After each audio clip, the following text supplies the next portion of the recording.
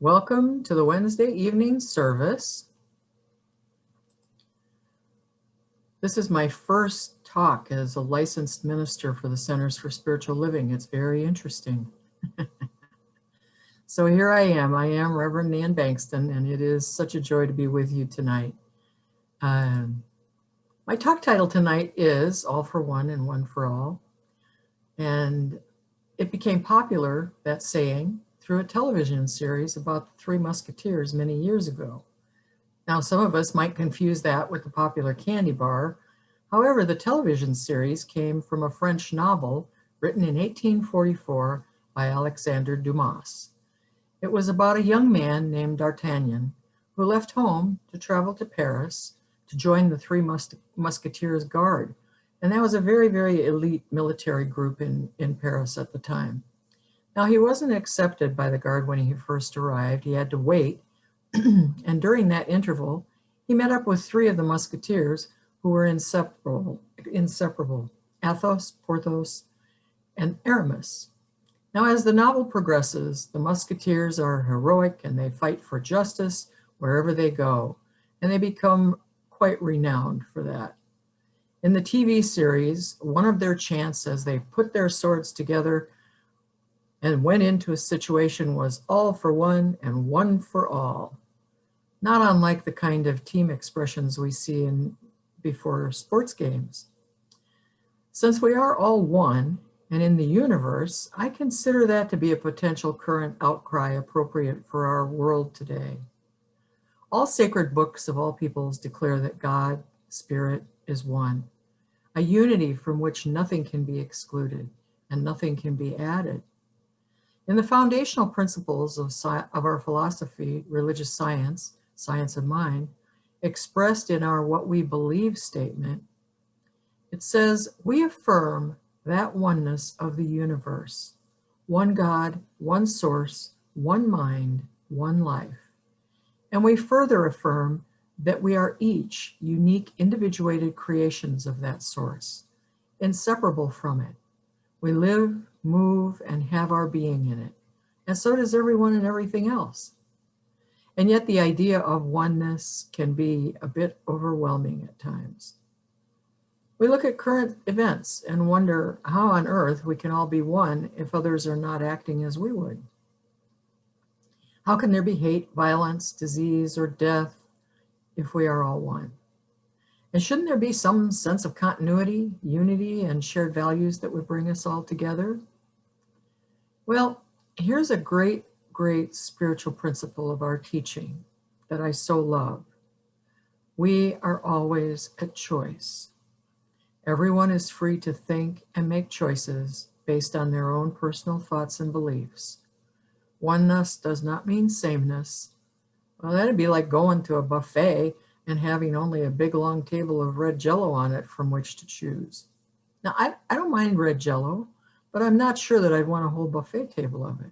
We like to have contrast in our lives. We like to have choices. Oneness means that we recognize that we are all connected, that we are all individuals, and that we all come from the same loving source energy. It is the recognition that we have when we look in another's eyes and say, Namaste, which means the God in me beholds the God in you. Oneness also means that we are connected to the planet, to the earth, to the trees, the plants, and all creatures. Now, indigenous people, old native peoples, ancient peoples, they knew this, and they had relational sacred perspective that honored the life in all creation. You know, we sometimes forget this now in the age of technology. We drive, we fly.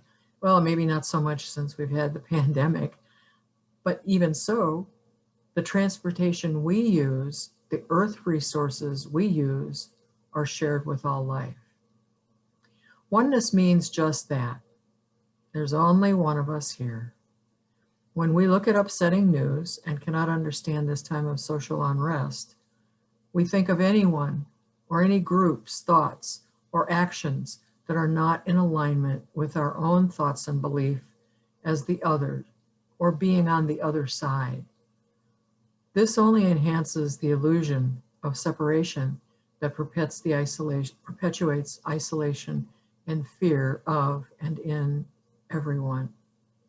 There are no sides in spirit, no political parties, no ethnicity, no gender, color, no race, no religions, just pure spirit, expressing equally, uniquely, and individually. Here's an important point. We need to each know that we are one with all that is. It is vital that we align our body, mind, and spirit to know and experience that oneness with the divine within. We do that through grounding ourselves in the consciousness of oneness and spirit. And how do we do that? All we have to do is take just a moment to be fully present right where we are, and we are grounded in the spirit of one. We are grounded in ourselves and all that is. We can also have that occur through meditation, treatment, developing strong personal spiritual practices by dedicating time to that awareness and continuing it throughout every day. As we are in alignment and in oneness with spirit, we have the innate ability to see things differently. We use our spiritual eyes to view the world. Since we are always at choice, we can choose to see spirit everywhere. We can turn away from the situations in the world, choose to turn away from violence, hate, and destruction, and move into the true nature of our being, which is love. Now, when we view everyone and everything through our spiritual eyes, we can see past the conditions of the world and behold the God in everyone.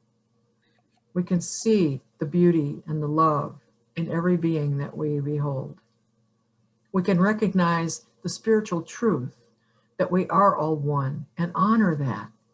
And as we live, move, and have our being in love and express acceptance of everyone through expressing love in whatever we do, no matter how seemingly small that expression may be, we are change agents for this time.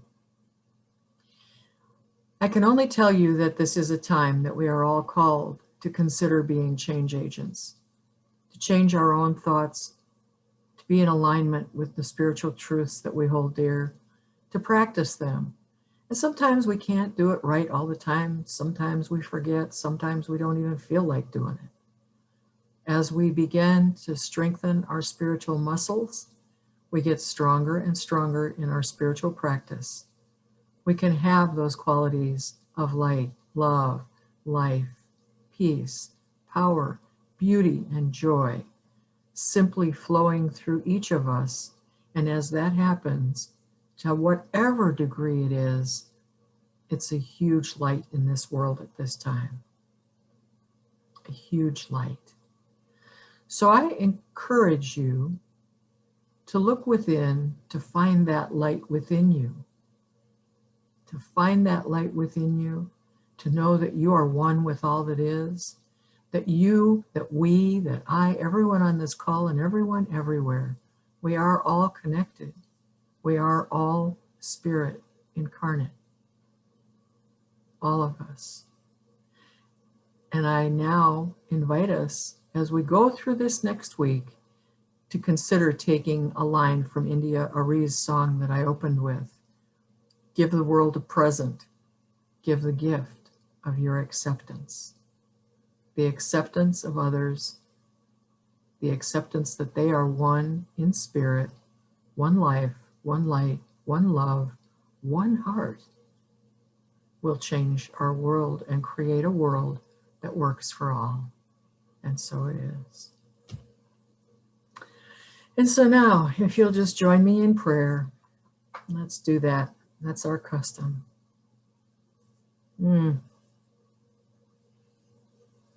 I just invite you to bring to your own mind that infinite loving presence, whatever you may call it, whatever it is to you. I know it as love, as life, as light. And as you bring that up into the forefront of your mind, Just focus on that unity and harmony of that presence. It's all one. A divine life, a divine light flowing through each of us right here, right now. It purifies, it cleanses, and as it moves through us in a microcosm, it moves out through the universe in a macrocosm. For as above, so below, as below, so above. And so in this moment, in this time, I speak a word of peace. I speak a word of ease. I speak a word of oneness, unity, and harmony, where it is all for one and one for all. Knowing that each of us is an integral part of the bigger puzzle of life and light and the universe and the part that we play in it. Every one of us can say yes to love. We can say yes to unity. We can say yes to harmony. And we can say yes to peace. And so I just bless this time. I bless everyone within the sound of my voice and everyone who is not with us tonight, knowing that we are all connected forever and ever eternally through that one love, that one light, that one life of spirit. And knowing that this is so, I am incredibly filled with love, gratitude, and joy, and my heart overflows with thanksgiving. And in this time, I release this word, my word, into that law, that living, loving law of mine that always says, yes, my beloveds, yes. And so it is. Amen. And now it's time for our little prosperity affirmation. And I'm going to put that up on the screen for you here. I'm not going to do screen share tonight. You're just going to see it in the chat for a second. I hope you can see that. If you'll join me, take your gift. I give my gift as I envision a world that works for all. If you want to say that again, I give my gift as I envision a world that works for all. And you can just hold that gift in your heart and know that the center is prospering and thriving. And as you give your gifts, we live in a reciprocal universe, and those gifts return over and over to each of us a millionfold. And I can't thank everyone enough for their continued generosity and support of our center. That's why we're here tonight, through that generosity. So if you'll join me now, I'll just take those gifts and I will bless them and know that the pure love of spirit in your heart, in everyone's heart that has given gifts, whatever they may be, there's such blessings to our center. There's such blessings of love and joy and harmony and unity and the oneness that we all are and that we share in this light. And so I bless these gifts. I know that they go forth to heal and prosper wherever they may be, wherever they may go. And I just give thanks, and so it is. And now we're going to do, over the fall we did a different, in November and December we did a different ceremony with our candle, but tonight we're going to switch to, in the spirit of all for one and one for all, we're going to do a little different candlelight ceremony, and I'm going to read a passage, and it's actually lighting the flames of faith for all people. So Miss Karen, I invite you to light that candle, and as Karen lights this candle, we will know that it is symbolic for all those for whom I speak a word right now. We perform this ceremony to promote the universal consciousness of life, which acknowledges that all people, all faith, all sentient beings come from the one great universal presence, which we call spirit. Fundamental to this truth is the unifying nature of all religious thought and experience, which we honor here today. In this moment, this candle symbolizes the Tao, honoring the universal path of harmony and equilibrium, the natural way. We honor the shamanic traditions, honoring the beliefs and practices of all indigenous peoples, the way of primal spirituality. We light a candle for Hinduism, honoring the path of knowledge, action, and devotion. We have lit this candle for Judaism, honoring the ethical path of living by sacred law. We light a candle for all forms of Buddhism, honoring the Four Noble Truths and the path of compassion. We light a candle for all forms of Christianity, honoring the Christ consciousness as the path of love. We light this candle for all forms of Islam, honoring the path of the submission to the will of God as the highest calling. We light a candle for the universalistic religion of Baha'i, honoring the path of unity and peace. We light a candle for all forms of new thought, honoring the metaphysical path of mental healing through the practice of universal spiritual practices.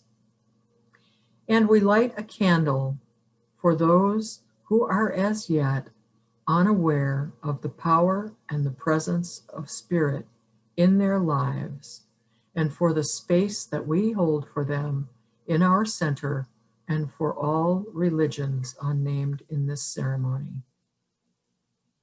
And having lit this candle, this symbol of the oneness, the flame of life, the divine essence that burns within all creation, I simply bless all peoples, everywhere they may be, knowing that each and every creation, every human, all religions are divine, unique emanations of that one source. And so I bless each and every one of them. And so it is. And now, as is our custom, which I don't know if you're new to this whole routine here, what we do is we focus. We take our hands and put them over our hearts, and we just fill our hearts with that oneness of love, that oneness, that knowing that we are all connected, that we are in a unified field of love. And as you feel in that unified field of love, you just allow it to overflow in unity and harmony, and allowing that love to overflow. Just put your hands together in front of your chest, fill them up, and let them overflow with love. Rub them together. Activate that love and that harmony and that peace. 1, 2, 3. And then we go whoosh. And out our love goes into our homes, into our neighborhoods, into our communities, out across our country, illuminating the darkness everywhere and around the globe and across and out into the cosmos and beyond the beyond. And that concludes our Wednesday night service. And I'm so happy you all could be here.